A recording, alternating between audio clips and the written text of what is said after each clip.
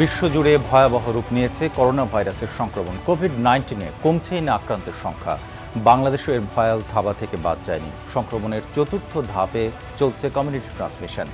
করোনার সব খবর, আপডেট এবং পরামর্শ নিয়ে আমাদের নিয়মিত আয়োজন corona update, presented by Mister Hygiene. সঙ্গে আছি আমি শামসুজ্জোহা। দেশে করোনার সংক্রমণ 1.5 লাখ ছাড়িয়েছে। 24 ঘন্টায় শনাক্ত হয়েছে 4019 জন। এদিন মৃত্যুর সংখ্যা 1900 ছাড়িয়েছে। বৃহস্পতিবার নিয়মিত ব্রিফিংয়ে জানানো হয়, নমুনা পরীক্ষার জন্য 200 টাকা ফি জমা দিতে হবে কেন্দ্রে। আর কেউ শনাক্ত হওয়ার 14 দিন পর সুস্থ অনুভব করলে কাজে যোগ দিতে পারবেন। অন্যথায় আরও 14 দিন আইসোলেশনে থাকতে হবে।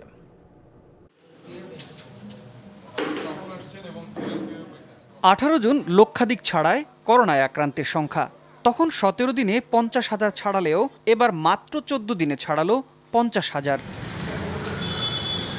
প্রথম সংক্রমণ শনাক্তের পর থেকে এখন পর্যন্ত দেশে নমুনা পরীক্ষা হয়েছে 8,02,697 জনের। পরীক্ষার তুলনায় সংক্রমণের হার 19.10%। স্বাস্থ্য অধিদপ্তরের নিয়মিত অনলাইন ব্রিফিংয়ে জানানো হয়, 24 ঘন্টায় নতুন সংক্রমণ শনাক্তের হার প্রায় 22%। এ সময় মৃত্যু হয়েছে 38 জনের। শনাক্ত হয়েছেন 4,019 জন। এ পর্যন্ত শনাক্ত হয়েছেন 1,53,277 জন এবং এ পর্যন্ত শনাক্তের হার 19.10%। 24 ঘন্টায় মৃত্যুবরণ করেছেন 38 জন। এ পর্যন্ত 1,926 জন। ব্রিফিংয়ে জানানো হয়, কারো শরীরে করোনা ভাইরাসের সংক্রমণ দেখা দিলে 14 দিন আইসোলেশনে থাকতে হবে। এ সময় প্রতিষ্ঠানগুলোতে কাজে যোগদানের ক্ষেত্রে সহনশীল আচরণ করার আহ্বান জানানো হয়। লক্ষণ উপসর্গ মুক্ত হলে, আমি আবার বলছি, লক্ষণ উপসর্গ মুক্ত হলে তিনি আরও 14 দিন কোয়ারেন্টাইন থেকে স্বাভাবিক কাজে ফিরবেন। যারা নিয়োগকারী আছেন বা সংস্থা আছেন, তারা এই বিষয়টি বিবেচনায় নিয়ে তাদের কর্মী, কর্মকর্তা, কর্মচারী যারা আছেন তাদেরকে কাজে ফিরতে সহায়তা করবেন। আইডিসিআর এর পরিসংখ্যান মতে বাংলাদেশে 21 থেকে 40 বছর বয়সীদের মধ্যেই সংক্রমণের হার সবচেয়ে বেশি, আর সর্বোচ্চ 71% পুরুষ আক্রান্ত হচ্ছেন কোভিড-19-এ। শাহাদাত হোসেন, যমুনা নিউজ, ঢাকা। সরকারি হাসপাতালে করোনা পরীক্ষায় ফি দিতে হলেও ভোগান্তি কমেনি সেবা প্রত্যাশীদের। মুগদা হাসপাতালে ঘন্টার পর ঘন্টা লাইনে দাঁড়িয়ে থেকেও পরীক্ষা করাতে না পারার অভিযোগ রয়েছে। ভুক্তভোগীরা জানিয়েছেন 3 থেকে 4 দিন ঘুরেও সিরিয়াল পাচ্ছেন না তারা। অন্যদিকে বেসরকারি উদ্যোগে করোনা পরীক্ষার স্থানগুলোতে দেখা দিয়েছে কিট সংকট। মুগদা জেনারেল হাসপাতালের সামনে এমন বাকবিতণ্ডা নিত্যদিনের। টেস্টের জন্য ভোর থেকে লাইনে দাঁড়িয়েও মিলছে না সিরিয়াল, আবার কেউ না দাঁড়িয়েই করিয়ে ফেলতে পারছেন পরীক্ষা। ভোর 4টার সময় এসে সিরিয়াল পাইনি এখনো। কালকের সিরিয়ালটা তারা তৈরি করতেছে, যে কালকের সিরিয়াল এই পর্যন্ত মানে 4-5টা টিকিট দেওয়া হয়েছে। 6টায় আসছি, 6টায় লাইনে এসে দাঁড়াইছি। এখন কালকে সিরিয়াল ডাকতেছে, তাহলে আমরা কি প্রতিদিন চলে যাবো ফিরত? তো 10-15 জন নিয়ে আর লোক নিচ্ছে না। সুষ্ঠু ব্যবস্থাপনার স্বার্থে সরকার করোনা টেস্ট ফিস নির্ধারণ করে দিয়েছে, কিন্তু তাতে সেবার মান বাড়েনি। সকালে 90 জনের মধ্যে আমার সিরিয়াল 74 নাম্বার, আমি সিরিয়ালে দাঁড়াইছিলাম। 74-এর ভিতরে 50 জন ফ্রিতে নিছে, তাহলে বাকি 40 জনের মধ্যে কি আমি থাকি না? এগুলো আমরা কর্তৃপক্ষ কেউ দেখে না। লোক নেওয়ার কথা 90 নাম্বার পর্যন্ত, কিন্তু 67 নাম্বারে আমরা সিরিয়াল দিয়ে ভিতরে ঢুকতে পারতেছি না। আমি গত 28শে জুন আমার করোনা ভাইরাস কোভিড-19-এর টেস্ট করাইছি, কিন্তু আজ পর্যন্ত রেজাল্ট পাইনি। সবচেয়ে বেশি বিপদে আছেন বিভিন্ন জটিল রোগে আক্রান্ত রোগীরা। মুল্লুক মিয়া আসছেন কিশোরগঞ্জ থেকে ক্যান্সারের রোগী। তিনি ভর্তি হতে পারছেন না হাসপাতালে শুধুমাত্র করোনা সার্টিফিকেটের কারণে। এমন চিত্র রাজধানীর প্রায় প্রতিটা হাসপাতালের সামনে। ক্যান্সার আক্রান্ত 90 বছর বয়সী এই বৃদ্ধের মতোই অনেকেই পড়েছেন চরম বেকায়দায়। 5 দিন ধরে আইছি, রোববার আয়া এই ব্যবস্থা করে গেছি। পরে রিহেরবার কথা হয়েছে মঙ্গলবারও দিছে না, বুধবারে আইছি, বুধবারও দিছে না। ভোগান্তি ও অনিয়মের বিষয়ে স্বাস্থ্য অধিদপ্তর বলছে, অভিযোগ পেলে ব্যবস্থা নেবে তারা। এরকম যদি ভোগান্তিকে পেয়ে থাকে, আমাদের অভিযোগ সেন্টার আছে, সেখানে 4টা হটলাইন নাম্বার আছে। যদি কোনো কেউ মনে করেন যে তাদের ভোগান্তি হচ্ছে, অবশ্যই তারা সরাসরি কল করবেন। বেসরকারি পরীক্ষা কেন্দ্রের অনেকগুলোতে দেখা দিয়েছে কিট সংকট। মুগদা হাসপাতালের পাশে জাতীয় নার্সিং গবেষণা প্রতিষ্ঠানে গড়ে প্রতিদিন 150 জনের নমুনা পরীক্ষা করত একটি বেসরকারি সংস্থা, কিন্তু কিট সংকটে তা নেমে এসেছে 50 জনে। আমাদের এখন বর্তমানে আপাতত 50টা স্যাম্পল কালেকশন হচ্ছে, এটা কিটে স্বল্পতার কারণে পরবর্তীতে আমরা এটা বাড়িয়ে দিব আবার। হঠাৎ করে টেস্টের পরিমাণ কমে যাওয়ায় অনেকে দূর দূরান্ত থেকে এসে ফিরে যাচ্ছেন। নাজমুল সাইদ, যমুনা নিউজ, ঢাকা। ঢাকার বাইরের চিত্র খুব একটা ভিন্ন নয়। চট্টগ্রাম এবং রাজশাহীতে বিভিন্ন উপসর্গ নিয়ে যাওয়া নিম্ন আয়ের রোগীরা বলছেন খরচ জোগাতে বিপাকে পড়তে হচ্ছে তাদের। আর মধ্যবিত্তদের অভিযোগ, টাকা দিয়েও টোকেন মিলছে না, চলছে সিরিয়াল বাণিজ্য। তার উপর কোনো কোনো ক্ষেত্রে রিপোর্ট পেতে লাগছে 10 থেকে 12 দিন। দেরিতে রিপোর্ট হাতে আসায় অনেকে এই সময়ের মধ্যে বেশি অসুস্থ হয়ে পড়ছেন। কেউ বা আবার রিপোর্ট পাওয়ার আগেই পুরোপুরি সুস্থ হয়ে উঠছেন। যাদের তো সামর্থ্য নেই তাদের জন্য তো ভালো না, এটা 200 টাকা, এটা 200 টাকা দিতে অনেক কষ্ট হয়ে গেছে। আর 200 টাকা খরচা আছে। যাদের ঘরে ধরেন 5-6 জন সদস্য আছে, হয়তো সেই রিক্সা চালায় বা অন্য কাজ করে নিন, তাদের জন্য তো অনেক কষ্ট হবে। উপসর্গ বুঝতে পারছে যে আমার করোনা হতে পারে, এই মুহূর্তে তিনি আগে হলো টাকার সংগ্রহের জন্য তিনি চেষ্টা করবেন, টাকার সংকলনের জন্য চেষ্টা করবেন, এটা করতে তার দেরি হয়ে যেতে পারে। করোনা নিয়ন্ত্রণের প্রথম সুযোগ এরই মধ্যে হারিয়েছে বাংলাদেশ। এই অবস্থায় সংক্রমণ যখন ঊর্ধ্বমুখী, তখন বিস্তার ঠেকাতে সরকারের কার্যক্রম নিয়ে প্রশ্ন উঠেছে। জনস্বাস্থ্য বিশেষজ্ঞরা বলছেন সুযোগ এখনও আছে। পকেট লকডাউন কঠোরভাবে বাস্তবায়ন, টেস্ট বৃদ্ধি আর স্বাস্থ্যবিধি কঠোরভাবে মেনে চলার উপর জোর দিচ্ছেন তারা। আলমগীর স্বপনের রিপোর্ট। করোনার বিস্তৃতি ঠেকাতে রাজধানী ঢাকায় রেড জোন হিসেবে প্রথম লকডাউন করা হয়েছিল পূর্ব রাজাবাজারে। 21 দিন পর আবারও চেনা পরিবেশ। এতদিনের ঘরবন্দি মানুষ যেমন বের হচ্ছেন, তেমনি বাইরে থেকেও ঢুকছেন অনেকেই। মানুষের চলাচলটা আর কি বেশি, গাড়িটা আর কি বেশি আসছে, মানুষ ভাড়াটিয়া চেঞ্জ করতেছে। বাইরে এলাম, আজকে বাইরে এলাম, বাইরে গেলাম, এলাম। লকডাউনে পূর্ব রাজাবাজারে করোনা আক্রান্তের সংখ্যা কমেছে, কিন্তু এই এলাকায় আবারও করোনা ছড়াবে না, এর নিশ্চয়তা কি? ওখানে এখন সংক্রমণের ঝুঁকিটা কমে গেছে। এখন জনগণ যদি স্বাস্থ্যবিধি মেনে চলে, সে যদি একটু সচেতন থাকে, তাহলে কিন্তু ছড়ানোর ঝুঁকিটা কিন্তু কমবে আর কি। আপনি রাজাবাজার লকডাউন করলে ওই খোলা থাকলো, ওয়ারি করলে মিরপুর খোলা থাকলো, এতে করে আসল কাজের কাজটি হবে না। আমরা যে পদ্ধতিতে আগাচ্ছি সেখানে হয়তো একটু স্ট্র্যাটেজিক ভুল আছে। গত এক সপ্তাহে প্রতিদিনই গড়ে 3.5 থেকে 4,000 মানুষের করোনা শনাক্তের তথ্য দিচ্ছে স্বাস্থ্য অধিদপ্তর। এই অবস্থায় করোনার বিস্তার নিয়ন্ত্রণে সরকারের উদ্যোগ নিয়ে প্রশ্ন উঠছে। জনস্বাস্থ্য বিশেষজ্ঞরা অবশ্য এখনই হাল ছাড়তে নারাজ।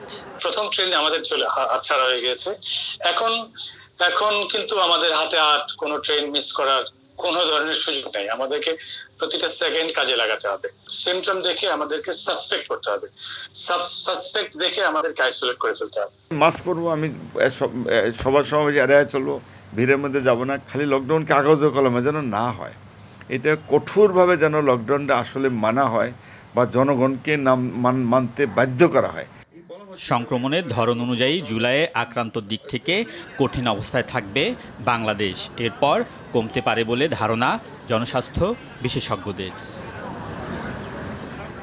আলমগীর স্বপন, যমুনা নিউজ, ঢাকা। প্রাণঘাতী করোনা ভাইরাসে বিশ্বজুড়ে মৃতের সংখ্যা 5,20,000 ছাড়িয়েছে। আক্রান্তের সংখ্যাও 1,08,00,000-এর বেশি। যুক্তরাষ্ট্রে শতাধিক প্রাণহানির পর মৃতের সংখ্যা 1,31,000-এর কাছাকাছি। দেশটিতে মোট আক্রান্ত প্রায় 28 লাখ। ব্রাজিলে শতাধিক মৃত্যুর পর দেশটিতে 61,000-এর মতো প্রাণহানি। এদিকে ভারতে প্রাণ গেছে প্রায় 150 জনের। এ নিয়ে দেশটিতে মৃতের সংখ্যা প্রায় 18,000। মেক্সিকোয় মোট প্রাণহানি 28,500 ছাড়ালো। দর্শক, এ পর্যায়ে আমরা করোনা আপডেট জানবো যুক্তরাজ্যের পরিস্থিতি সহকর্মী সৈয়দ সাদেক আহমেদের কাছ থেকে। সৈয়দ সাদেক আহমেদ, আপনাকে স্বাগত জানাচ্ছি। এই পর্যায়ে এসে করোনার ব্রিটেনের সবশেষ পরিস্থিতি কোথায় এসে দাঁড়ালো, একটু বিস্তারিত জানতে চাই আপনার কাছ থেকে।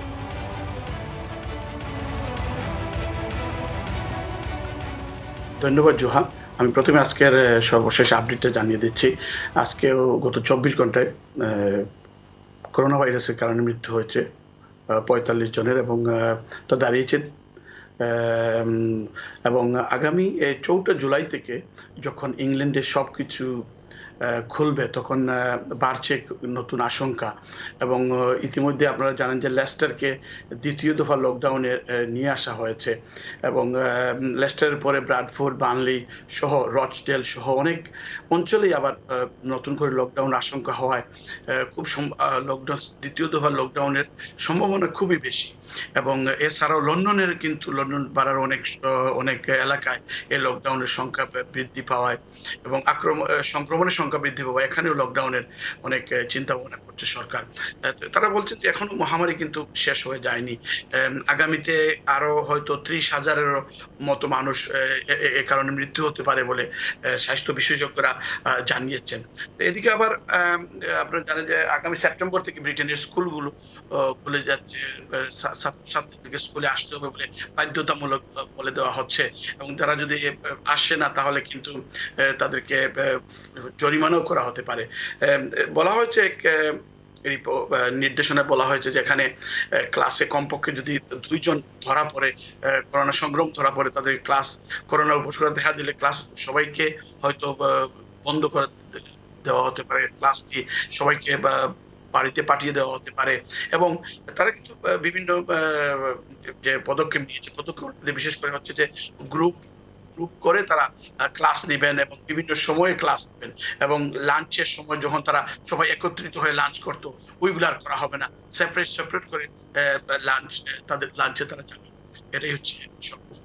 সাদেক আহমেদ, আমরা এখনকার পরিস্থিতিটা আপনার কাছ থেকে শুনছিলাম, একটা বিষয় জানতে চাই যে এই মহামারী থেকে মুক্তির একটি পথ, সেটি ভ্যাকসিন, সেটির বিষয়ে কথা হয়েছে অনেকবার, আমরা আপডেট পেয়েছি যে অক্সফোর্ডের একটি পরীক্ষা নিরীক্ষা চলছিল, সেটি আসলে এখন কোন পর্যায়ে আছে, আপনার কাছে কতদূর আপডেট রয়েছে? ধন্যবাদ জোয়া। আসলে করোনা ভাইরাসের এই কোভিড-19 এর বিরুদ্ধে অন্তত কয়েক বছর এই যে করোনা ভাইরাসের যে ভ্যাকসিনটা আবিষ্কার হচ্ছে এটা অন্তত কয়েক বছর সুরক্ষা দেবে বলে জানিয়েছেন অক্সফোর্ড ইউনিভার্সিটির বিজ্ঞানীদের তৈরি টিকা। বুধবার ব্রিটিশ এমপিদের এমনটা জানিয়েছেন টিকা তৈরিতে নেতৃত্ব দানকারী বিশ্বখ্যাত বিজ্ঞানী অধ্যাপক সারা গিলবার্ট। আপনারা জানেন যে বিশ্ব স্বাস্থ্য সংস্থা জানিয়েছে যে করোনা মোকাবিলায় প্রতিযোগিতা এগিয়ে আছে এই টিকাটি এবং ইতিমধ্যে তারা বিশ্বজুড়ে কোটি ডোজ সরবরাহের চুক্তি করেছে টিকাটি উৎপাদনকারী যে প্রতিষ্ঠান অ্যাস্ট্রাজেনেকা। গিলবার্ট আসলে ব্রিটিশ পার্লামেন্টের নিম্নকক্ষ হাউস অফ কমন্সে বিজ্ঞান ও প্রযুক্তি বিষয়ক কমিটিতে জানান অক্সফোর্ডের টিকাটি দীর্ঘ সময় করোনার বিরুদ্ধে সুরক্ষা দেবে বলে তারা আশাবাদী এবং সম্প্রতি অপেক্ষাকৃত কম বিপজ্জনক করোনা ভাইরাস যেগুলো সাধারণ ঠান্ডার জন্য দায়ী সেগুলোর আক্রান্ত ব্যক্তিরা বছর খানেকের মধ্যে ফের আক্রান্ত হতে পারেন বলে পরীক্ষায় দেখা গেছে। এ নিয়ে বিশ্বজুড়ে করোনার টিকার কার্যকারিতা নিয়ে উদ্যোগ দেখা দিয়েছে। তবে গিলবার্ট জানান সাধারণত কোনো ভাইরাসে আক্রান্ত হয়ে সুস্থ হওয়ার পর আক্রান্তের দেহে ভাইরাসটির বিরুদ্ধে যে প্রতিরোধ ক্ষমতা তৈরি হয় টিকায় প্রাপ্ত প্রতিরোধ শক্তি তার চেয়ে অধিক বেশি হতে পারে বলে তিনি জানিয়েছেন। সৈয়দ সাদেক আহমেদ, আপনাকে ধন্যবাদ আমাদের সাথে যোগ দেওয়ার জন্য। অচিরেই মহামারীর নতুন কেন্দ্র হয়ে উঠতে পারে মধ্যপ্রাচ্য। বিশ্ব স্বাস্থ্য সংস্থা এমন সতর্কবার্তা দিয়ে আবারও পরীক্ষা এবং আইসোলেশন বৃদ্ধির উপর গুরুত্ব আরোপ করেছে। এদিকে করোনার বিস্তার রোধে যুদ্ধ বিধ্বস্ত দেশগুলোয় অস্ত্রবিরতির আহ্বান জানালো জাতিসংঘ। করোনার ভয়াবহতা না কমলেও মধ্যপ্রাচ্যে শিথিল করা হয়েছে কড়াকড়ি, খুলে দেওয়া হয়েছে ধর্মীয় স্থাপনা সহ বেশিরভাগ ব্যবসা প্রতিষ্ঠান। ফলে বেড়েছে সংক্রমণ বৃদ্ধির শঙ্কা।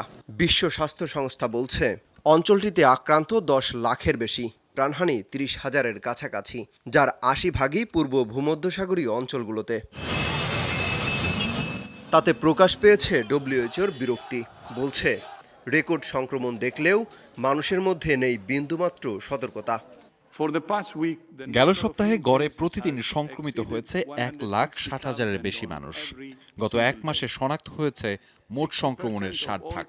এখনই ক্লান্ত হলে চলবে না। মহামারী থেকে মুক্তির সর্বোত্তম উপায় হলো সব ধরনের পদ্ধতি গ্রহণ করা। এজন্য পরীক্ষা বৃদ্ধি এবং আইসোলেশনের বিকল্প নেই। পাশাপাশি স্বাস্থ্যকর্মীদের প্রশিক্ষণ এবং সুরক্ষার ব্যবস্থাও জরুরি। এদিকে সিরিয়া, ইয়েমেন সহ সংঘাতময় দেশগুলোতে সংক্রমণ রোধে যুদ্ধবিরতির তাগিদ জাতিসংঘ নিরাপত্তা পরিষদের। বিশ্বের সব অঞ্চলে এই মুহূর্তে যুদ্ধবিরতি কার্যকর করাটাই সবচেয়ে বড় অর্জন। করোনা মোকাবেলায় সমন্বিত উদ্যোগ ছাড়া সফল হওয়া অসম্ভব, তাই নিরাপত্তা পরিষদের রেজুলেশন বাস্তবায়ন করতে হবে। স্বাস্থ্য বিশেষজ্ঞদের শঙ্কা, কড়াকড়ি প্রত্যাহারের কারণে পর্যটকদের আনাগোনা বাড়লে মহামারীর নতুন মাত্রায় পৌঁছাবে। অমিত হাসান রবিন, যমুনা নিউজ। দর্শক, আপনারা দেখছেন corona update presented by Mister Hygiene. নিচে আরেকটা বিরতি, আমাদের সঙ্গে থাকুন।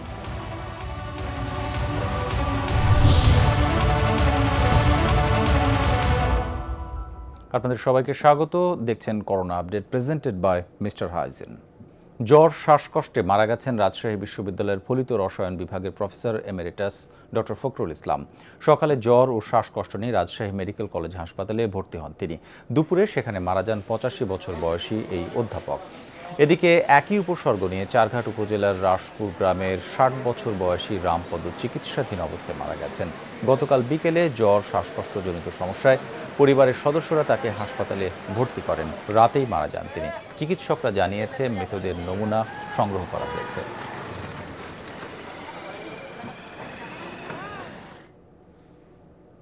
করোনা ভাইরাস প্রতিরোধে ভ্যাকসিন তৈরি হচ্ছে বাংলাদেশে, এমন দাবি করে গ্লোব বায়োটেকের কর্মকর্তারা বলছেন এরই মধ্যে প্রাণীদেহে পরীক্ষামূলক প্রয়োগ করে অ্যান্টিবডি মিলেছে।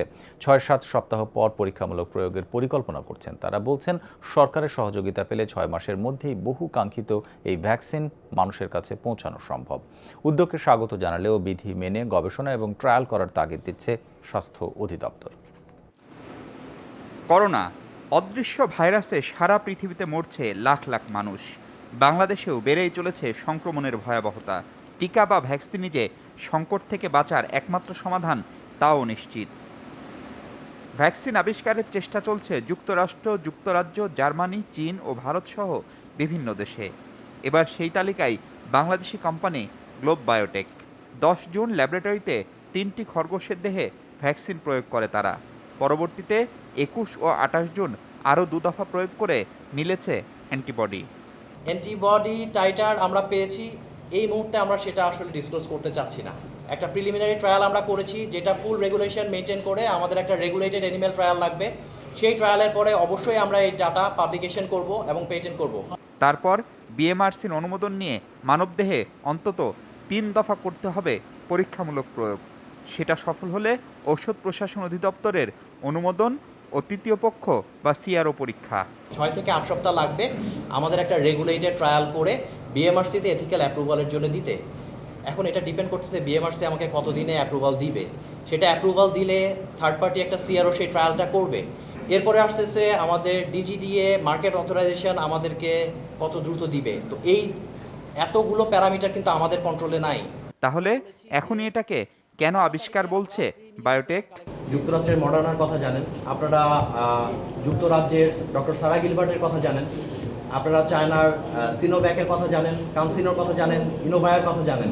তারা ডিফারেন্ট ফেজ অফ ক্লিনিক্যাল ট্রায়ালে আছে, but they have all declared that they have discovered the vaccine against কোভিড-19। So why we cannot?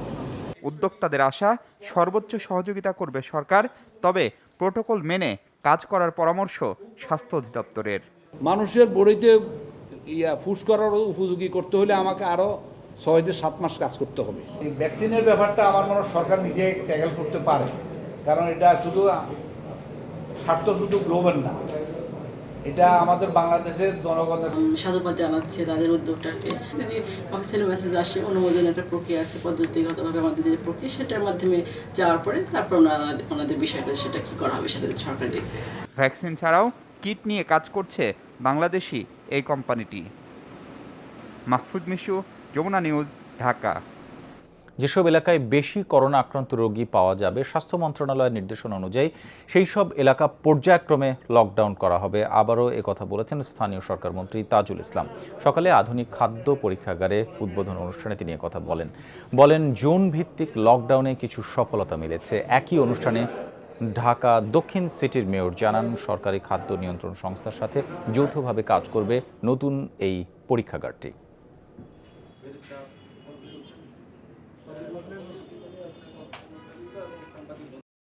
আমরা পর্যায়ক্রমিকভাবে অন্যান্য এলাকাগুলোকেও যেখানে যেখানে আসে সেখানে সেখানে করার জন্য আমরা রেগুলার কাজ করছি, এবং যাতে নাকি হেলথ মিনিস্ট্রি থেকে আমাদেরকে যে তথ্যটা দিবে সেটা খাদ্য নিয়ন্ত্রণ কর্তৃপক্ষ, আমরা সেই কর্তৃপক্ষের সাথে এই মান নির্ণয় পূর্বক আমরা বিষয়গুলোকে সমন্বয় করে আমরা একসাথে কাজ করব, এবং এর মাধ্যমে ঢাকাবাসী তার প্রত্যাশিত সুফল তারা ঢাকাবাসী পাবে।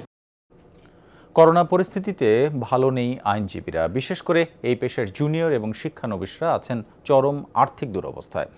সীমিতভাবে ভার্চুয়াল কোর্ট চললেও প্রায় 4 মাস বেকার অনেকেই। নেই আর্থিক প্রণোদনার ব্যবস্থা, অনেকে ছেড়েছেন রাজধানী। একটাই দাবি, দ্রুত খুলে দেওয়া হোক আদালত। খান শান্তর ছবিতে রিপোর্ট করেছেন ইব্রাহিম খলিল। নিম্ন আদালতের একজন জুনিয়র আইনজীবী মাসুদ রানা। করোনায় আদালত বন্ধ হয়ে ভার্চুয়াল কোর্ট চালু হবার পর প্রায় 4 মাস কর্মহীন তিনি। ভার্চুয়াল কোর্টে কেবল জরুরি জামিন ও রিমান্ড শুনানি হয় সীমিত সংখ্যক। ঢাকা কোর্টে আইনজীবী 25,000-এর ঊর্ধ্বে।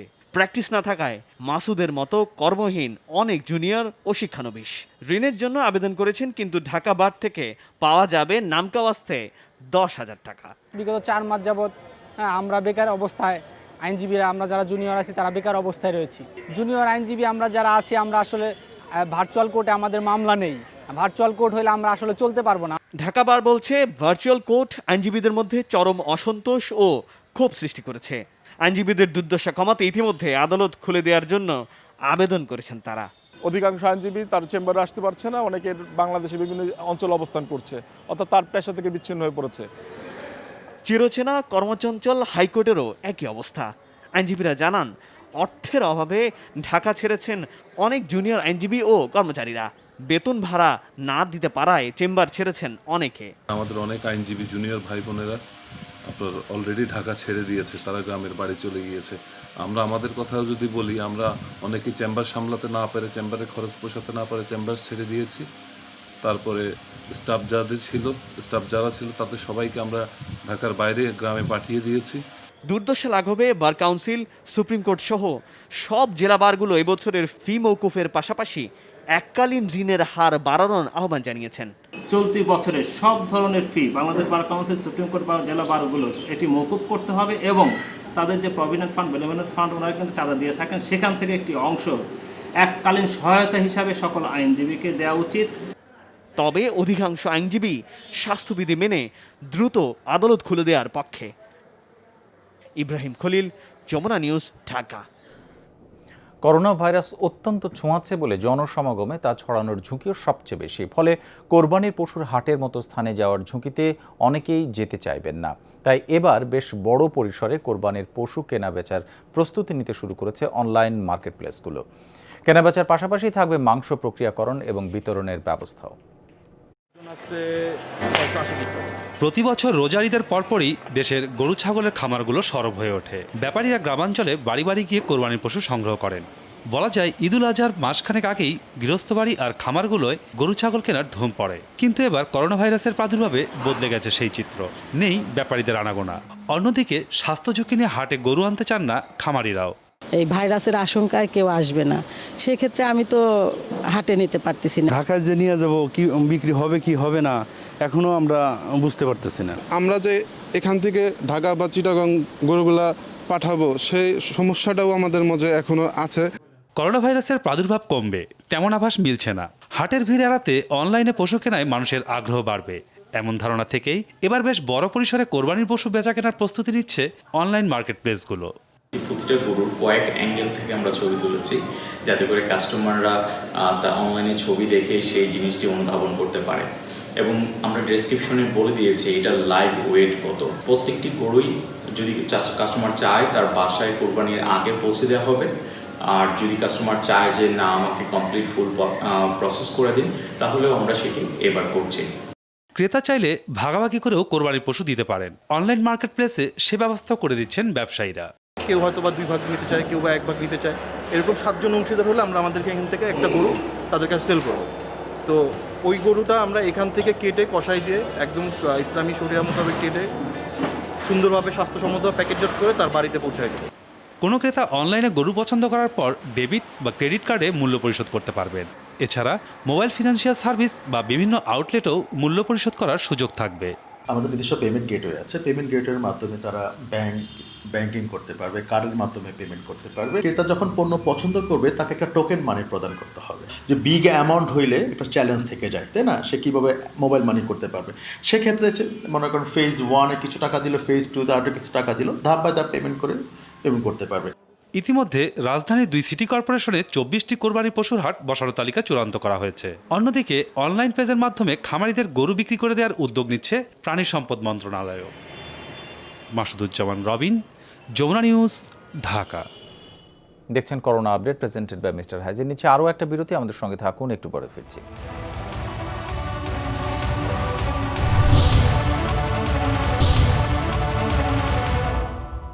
আরেকবার স্বাগত। আপনারা দেখছেন corona update presented by Mister Hygiene. প্রধানমন্ত্রীর নির্দেশনার 2.5 মাস পর নারায়ণগঞ্জে খানপুর হাসপাতালে 10 শয্যার করোনা আইসিইউ ইউনিট চালু হয়েছে। বৃহস্পতিবার দুপুরে আনুষ্ঠানিকভাবে এর উদ্বোধন করেন স্থানীয় সংসদ সদস্য সেলিম ওসমান। ভবিষ্যতে এই আইসিইউ ইউনিটকে 50 শয্যায় এবং পুরো হাসপাতালকে 500 শয্যায় উন্নীতের পরিকল্পনা জানান সংসদ সদস্য। পাশাপাশি হাসপাতালে ঠিকাদারি ব্যবসার মাধ্যমে নানা ধরনের অনিয়ম, দুর্নীতি এবং অর্থ আত্মসাতের সাথে জড়িতদের বিরুদ্ধে কঠোর ব্যবস্থা নিতে জেলা প্রশাসককে নির্দেশনা দেন তিনি।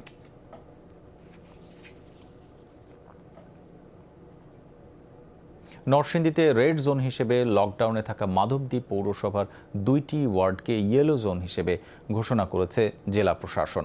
বৃহস্পতিবার দুপুরে সংবাদ সম্মেলনে এই ঘোষণা দেন জেলা প্রশাসক সৈয়দা ফারহানা কাউনাইন।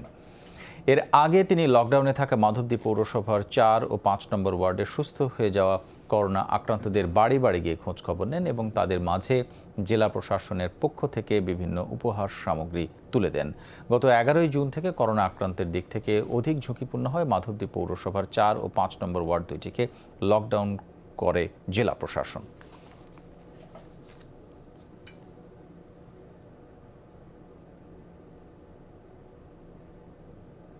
পার্বত্য জেলা খাগড়াছড়িতে ক্রমেই বাড়ছে করোনা রোগীর সংখ্যা। সেই তুলনায় নমুনা সংগ্রহের হার একেবারেই কম। ফলাফল পেতেও অপেক্ষা করতে হচ্ছে দীর্ঘ সময়, এতে বাড়ছে সংক্রমণের ঝুঁকি। এমন পরিস্থিতিতে পার্বত্য চট্টগ্রামে দ্রুত পিসিআর ল্যাব স্থাপনের দাবি স্থানীয়দের। খাগড়াছড়িতে প্রথম করোনা রোগী শনাক্ত হয় এপ্রিলে। 2 মাসের ব্যবধানে আক্রান্ত 250 ছাড়িয়েছে। করোনার সংক্রমণ ক্রমশ বাড়লেও সেই তুলনায় নমুনা সংগ্রহের হার কম। প্রতিদিন সংগ্রহ করা হচ্ছে 25 থেকে 30টি নমুনা। ফলাফল পেতে অপেক্ষা করতে হচ্ছে 10 থেকে 12 দিন। এতে বাড়ছে সংক্রমণের ঝুঁকি। রিপোর্ট আসতে 10-15 দিন সময় লাগে।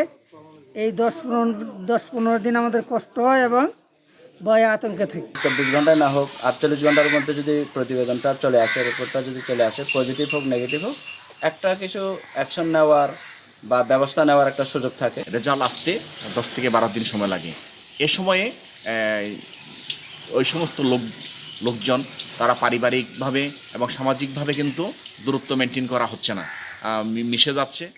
শনাক্ত 255 জনের মধ্যে 116 জনই পুলিশ সদস্য।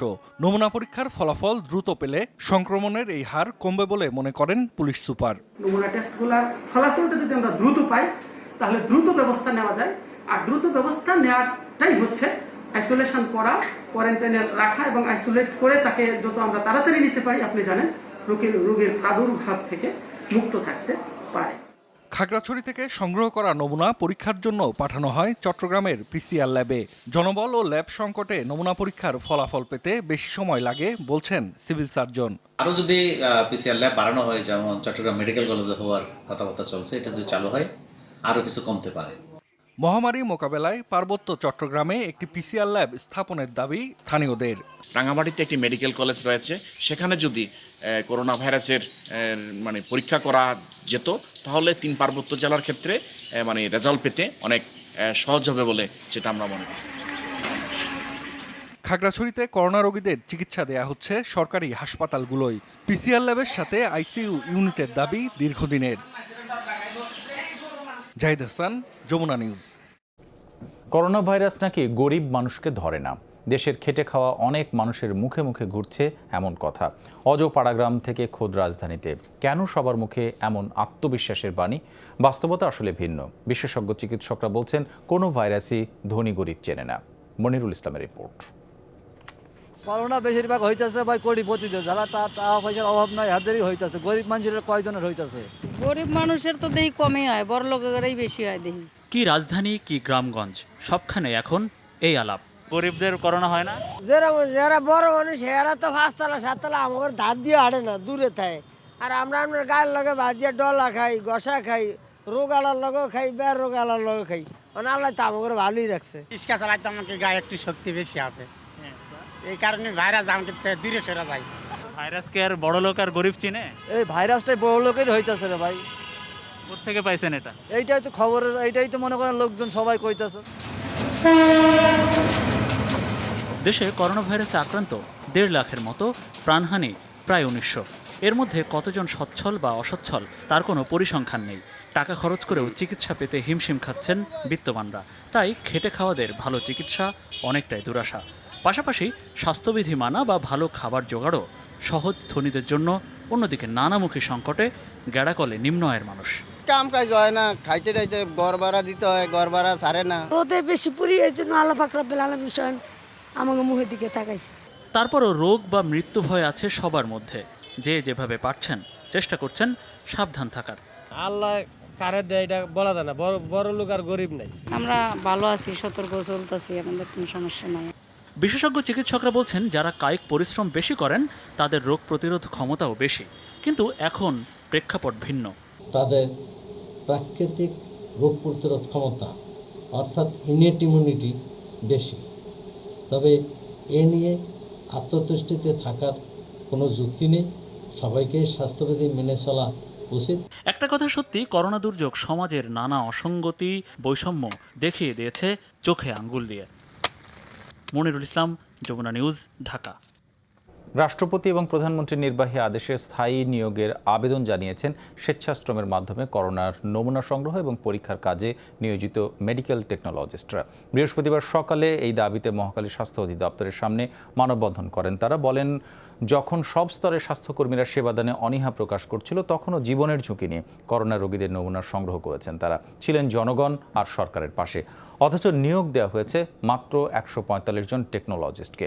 একই সাথে একই প্রতিষ্ঠানে থেকেও যারা নিয়োগ বঞ্চিত হয়েছেন তাদের শিগগিরই স্বীকৃতি দেওয়ার আহ্বান জানানো হয় মানববন্ধন কর্মসূচিতে।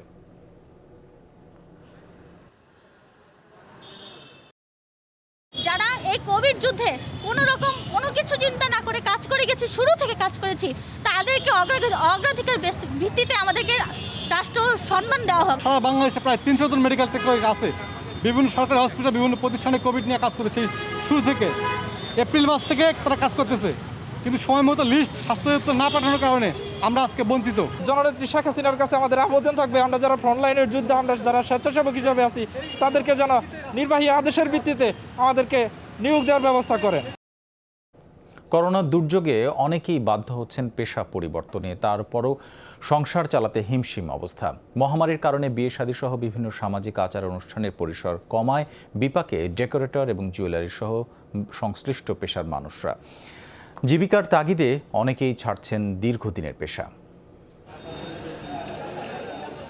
করোনায় বন্ধ বিয়ে শাদীর জাঁকজমক অনুষ্ঠান, মন্দাভাব জুয়েলারি ব্যবসায়। বেচাকেনা না থাকায় দোকানের সামনে মুদি পণ্য নিয়ে বসেছেন শরীয়তপুরের জুয়েলারি ব্যবসায়ী রিপন চন্দ্রধর। দিনে যে কটাকা বিক্রি হয় তা দিয়েই কোনো রকমে চলছে সংসার। অপেক্ষা কবে স্বাভাবিক হবে পরিস্থিতি। স্বর্ণের দোকানের সামনে আমরা মুদি দোকান করতেছি, কি করে আমাদের বাঁচতে হবে। যে দেশের যে অর্থনৈতিক অবস্থা, এটা শখের জিনিস। বিয়ে শাদী তো টোটালি বন্ধ। মহামারীর কারণে সামাজিক আচার অনুষ্ঠানের পরিসর কমে যাওয়ায় বিপাকে পড়েছেন ডেকোরেটর ব্যবসায়ীরাও। অলস সময় পার করছে বাদক দল। লাইটিং, সাউন্ড সিস্টেম আর ফুলের ব্যবসাতেও মন্দা। 3 মাস যাবত কোনো বিয়ে শাদী নাই, আমরা খুব করুণ অবস্থায় আছি। আমাদের মালের অবস্থা এমন অবস্থা, মাল আর কি বাদ বলে চলে। শুধু দোকানে আসা যাওয়া এই পর্যন্তই আমাদের কাজ। মাল সামনে দেখেন এই যে আছে, ভাজ অবস্থায় আছে, ইঁদুরে কাটতেছে। আমি হিন্দু বিবাহ নিবন্ধক। আমি এখন পর্যন্ত একটা কাজও এই করোনার ভিতরে করতে পারি নাই। এইভাবে যদি আমাদের গতি চলতে থাকে তাহলে আমাদের কাজী সমাজ আরও বিভাগ মেয়েতে পড়ে যাবে। জীবিকার তাগিদে পেশা বদল করলেও সেখানেও রয়েছে নানা বিপত্তি। দুমুঠো খাবার জোগাতেই হিমশিম অবস্থা। এখন আমরা আম বেশি, ওইটা বেশি, এ নিয়ে আমরা আছি অসহায়। পাশাপাশি কিছু কসমেটিক মাল মানে গ্রামে ঘুরে ঘুরে বিক্রি করি। কিছু কিছু সময় দেখা গেছে করোনা অবস্থায় বন্ধ থাকে। বিয়ে শাদী সহ বিভিন্ন অনুষ্ঠান বন্ধ থাকায় পারিবারিক ও সামাজিক বন্ধনের ক্ষেত্রেও নেতিবাচক প্রভাব পড়ছে বলে মনে করেন বিশেষজ্ঞরা। জাহিদ হাসান, যমুনা নিউজ। আপনারা দেখছেন corona update, presented by mister Hisense. নিচ্ছে আরেকটা বিরতি, আমাদের সঙ্গেই থাকুন। আরেকবার স্বাগত। আপনারা দেখছেন corona update presented by Mister Hygiene. Corona ভাইরাসে একদিনে 438 জনের মৃত্যু হয়েছে ভারতে। মোট প্রাণহানি 18,000-এর মতো। 20,000 নতুন শনাক্তের পর আক্রান্তের সংখ্যা ছাড়ালো 6 লাখ। সংক্রমণে চতুর্থ অবস্থানে থাকা দেশটিতে সবচেয়ে খারাপ পরিস্থিতি মহারাষ্ট্রে। দেশটিতে মোট প্রাণহানি 7,500। একদিনে প্রায় 5,000 মানুষের দেহে শনাক্ত হয়েছে কোভিড-19। তামিলনাড়ুতে একদিনে শনাক্ত প্রায় 4,000। রাজধানী নয়াদিল্লিতে 24 ঘন্টায় শনাক্ত 2,000-এর বেশি।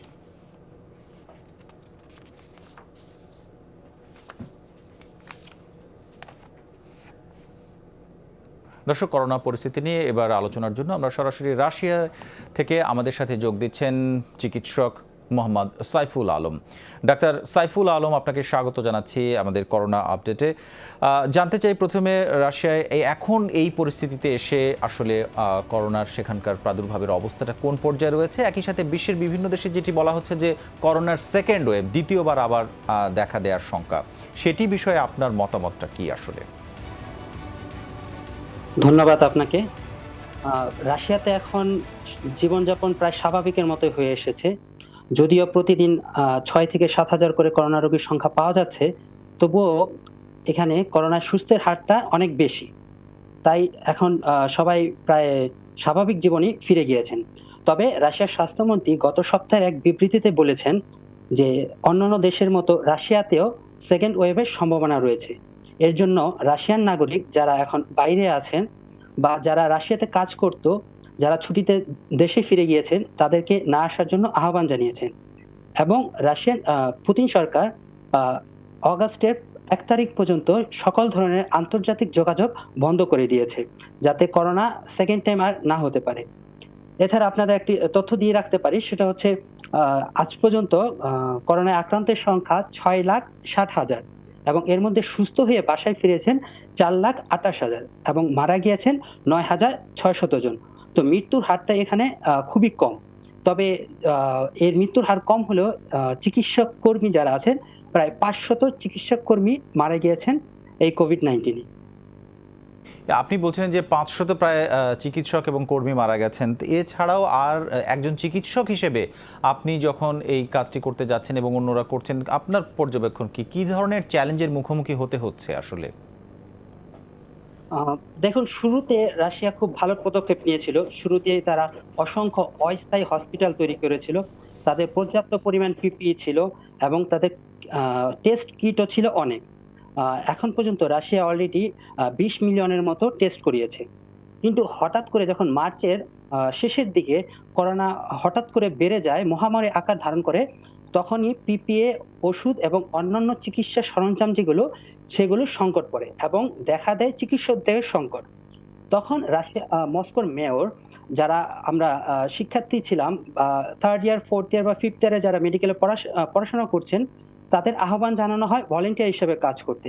এবং প্রায় প্রতিটি মেডিকেল থেকে যারা পড়াশোনা করছিলেন সবাই মোটামুটিভাবে করোনার চিকিৎসকদের ভলেন্টিয়ার হিসেবে কাজ করে।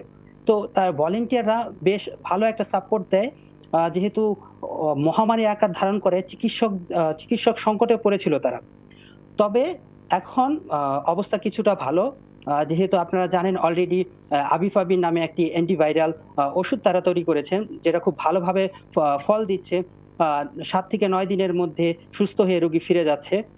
এছাড়া আপনাদের একটি নিউজ দিতে চাই, সেটা হচ্ছে রাশিয়া অলরেডি 47টি ভ্যাকসিনের উপর কাজ করছে। এর মধ্যে 3টি ভ্যাকসিন খুব সফলভাবে বলতে পারি আমরা কার্যকর হয়েছে এবং রাশিয়ার স্বাস্থ্য মন্ত্রণালয় থেকে জানানো হয়েছে হয়তোবা জুলাইয়ের শেষ দিকে এই ভ্যাকসিনটা সারা বিশ্বের কাছে রাশিয়া পৌঁছে দিতে পারবে। ডাক্তার মোহাম্মদ সাইফুল আলম, আপনাকে অনেক ধন্যবাদ। অনেকগুলো আলোচনা আপনার কাছ থেকে শুনলাম। আমাদের সাথে যোগ দিয়েছিলেন তিনি রাশিয়া থেকে সরাসরি। প্রাণঘাতী করোনার প্রকোপের কারণে আয়োজন আর আড়ম্বরহীনভাবে পালিত হলো কানাডা ডে। মহামারীর কারণে ছিল না র্যালি এবং কনসার্টের মতো কোনো আয়োজন। পরিবারের সদস্যদেরকে নিয়ে পিকনিক আর কেক কাটার মতো আয়োজন দিয়ে উদযাপিত হয় কানাডা ডে। আমাদের প্রতিনিধি তানভীর ইউসুফ রনির পাঠানো প্রতিবেদনে দেখুন বিস্তারিত। নেই কনসার্ট, র্যালি কিংবা আতশবাজির আয়োজন। প্রাণঘাতী করোনা ভাইরাসের প্রকোপের কারণে একেবারেই ভিন্নধর্মী কানাডা ডে উদযাপিত হলো কানাডায়।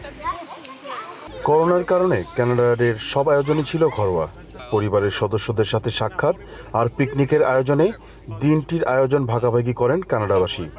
যোগ দেন প্রবাসীরাও। আমাদের লোকাল গভর্নমেন্ট বলেছে বের হতে পারবো, 50% আমরা বের হতে পারবো, এটার জন্য আমরা বাইরে এসেছি। We are here to celebrate Canada Day. আমরা আজকে বের হয়েছি আম্মু বাবার সাথে কানাডা সেলিব্রেট করতে। তবে এসব আয়োজনেও মেনে চলা হয়েছে স্বাস্থ্যবিধি। দেশটির প্রধানমন্ত্রী জাস্টিন ট্রুডোর ভাষণের পর সচেতন প্রবাসী সহ কানাডার সাধারণ নাগরিকরা। কানাডার অফিসিয়াল ডে, আমরা কিছু বন্ধু বান্ধব এখানে একত্রিত হয়েছি। একটা বন্দি জীবন ছিল আমাদের ঘরের ভিতরে, শুধু ঘরটার ভিতরেই ছিল, তো খুব ভালো লাগছে। আলবার্টা, অন্টারিও, কুইবেক সহ কানাডার বেশ কয়েকটি প্রদেশের লকডাউন তুলে নেওয়া হয়েছে। সেই সাথে প্রবাসী বাংলাদেশিরা দীর্ঘদিন কোয়ারেন্টিনে থাকার পর সরকারি বিধিনিষেধ মেনে উদযাপন করছেন কানাডা ডে। কানাডার কুইবেক থেকে তানভীর ইউসুফ রনি, যমুনা নিউজ। এই সঙ্গে শেষ করছে আজকে corona update, presented by Mister Hygiene. এতক্ষণ আমাদের সঙ্গে থাকার জন্য আপনাদের সবাইকে ধন্যবাদ।